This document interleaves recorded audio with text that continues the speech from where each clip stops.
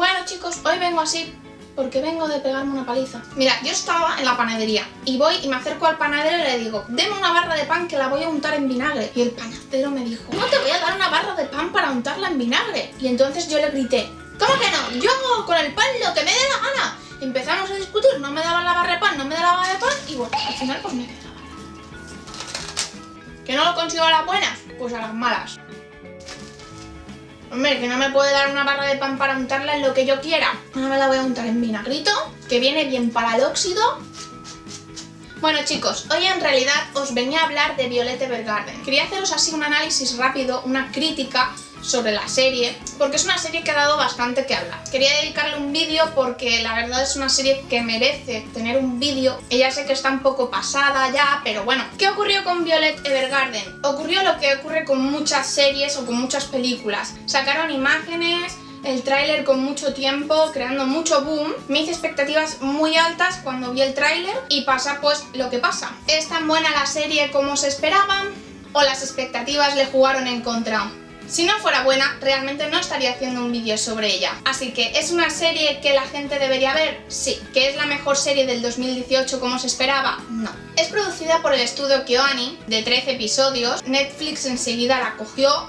Parece que vayamos a tener una segunda temporada porque realmente está adaptando unas novelas que parece ser que no las adapta del todo a como son. Porque si bien empieza con que Violet es así bastante inexpresiva y sigue siéndolo, en la novela intentan remarcar o intentan que sea un punto muy importante el que tú no sepas si es un robot o una humana. Y en la serie se ve claramente que ella es humana después de todo y a pesar de cómo es. Os explicaré un poco la sinopsis. Va sobre muñecas o bien auto-memory dolls que trabajan para asistir a las personas que necesitan a alguien que les escriba. Nuestra protagonista, Violet Evergarden, antes de convertirse en muñeca, ella es una soldado súper potencial, pero terminará en esa oficina como muñeca, como doll, y buscará el significado para encontrar sus sentimientos, sus emociones, que ella no es capaz de procesar. Yo no voy a soltar ningún solo spoiler, no os preocupéis. Como la mayoría ya sabréis, ocurre un acontecimiento muy importante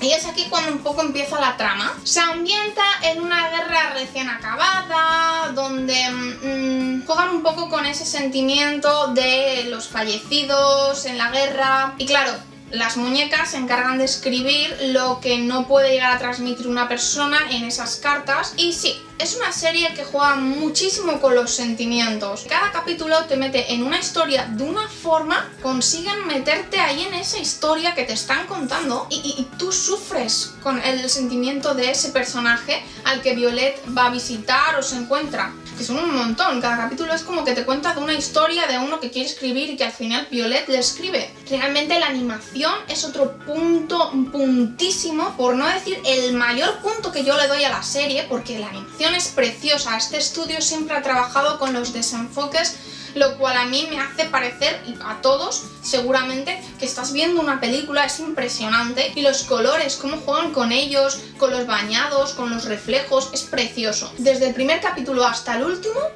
tiene una animación increíble que en ningún momento descuidan y que juegan con cualquier detalle, puntualidad, incluso con los tacones de los personajes, con el sonido, con la forma de caminar. Es gracias a Taichi Shidate, el jefe de animación, que se consigue esta brutalidad de animación. Evidentemente iba a serlo porque también fue el jefe de A Silent Voice. Consiguen que la protagonista no transmita una dulzura, una inocencia a pesar de su inexpresividad. Sin embargo, hay muchos puntos flojos en esta serie. La gente se hacía muchas expectativas, incluyéndome, y obviamente íbamos a verlos. Tiene una historia muy simple, demasiado centrada en lo emocional, incluso yo diría que demasiado centrada en lo emocional. Evidentemente, como en cualquier serie, al final de la historia te esperas un giro y lo tiene. Tiene un giro, pero no es la gran maravilla. Podrían haber hecho más intenso, más... En el fondo es que no hay mucha chicha en la serie y podrían haber sacado esa chicha. De hecho, en estas series lo que te esperas bastante es profundizar en los personajes. Y sí, profundizas un poco en Violet, pero hay un montón de personajes interesantes con un diseño espectacular que no profundizas para nada. Que están esperando la segunda temporada es espléndido que esperen a ella. Pero no te esperes tanto, muestra ya un poco, profundiza ya en varios de ellos. Sí, te profundiza un poco en una de las chicas que está en la oficina, un capítulo, pero realmente esperas saber más. Tú quieres saber más. Y la gente no suele esperarse a la segunda temporada para saber de los personajes. No te digo que profundices en todos, pero sí de algunos, hombre, al menos el del chico rubio, que esperas saber más, ¿no? Si ves que tengo los morros un poco manchados, es que estoy comiendo mi pan. Como comprenderéis, pues el pan es más importante.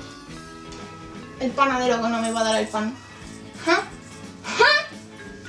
Continuando con la serie, los personajes tienen un toque bastante realista a pesar de ese toque dulce que tiene la serie. Y sigo insistiendo, el uso de colores, de luces, es increíble en la serie, es impresionante, es un trabajo excepcional. Yo diría que es uno de los mejores trabajos en animación hasta la fecha. La banda sonora también es preciosa, te hace que te metas dentro de la serie y en esos momentos emocionales estés dentro de ella. Tenemos canciones como Never Coming Back, Torment, Violet Snow y The Storm. El opening de la cantante True es precioso.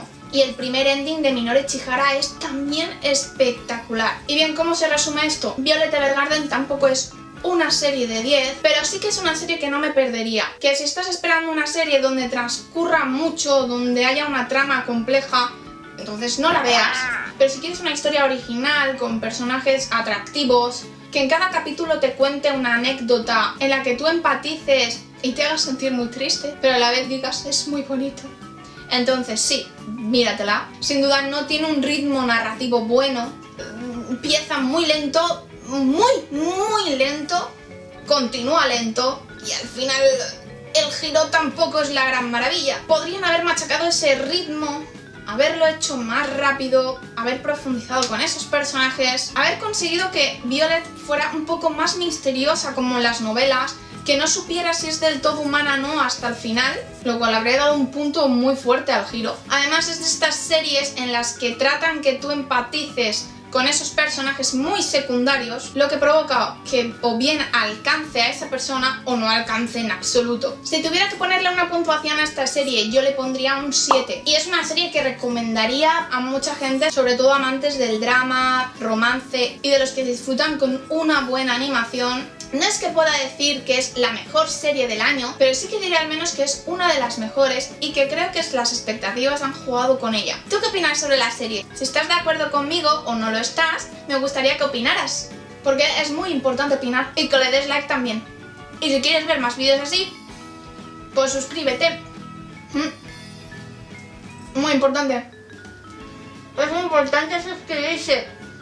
Si no te suscribes, no vas a poder ver más vídeos como este, ¿sabes?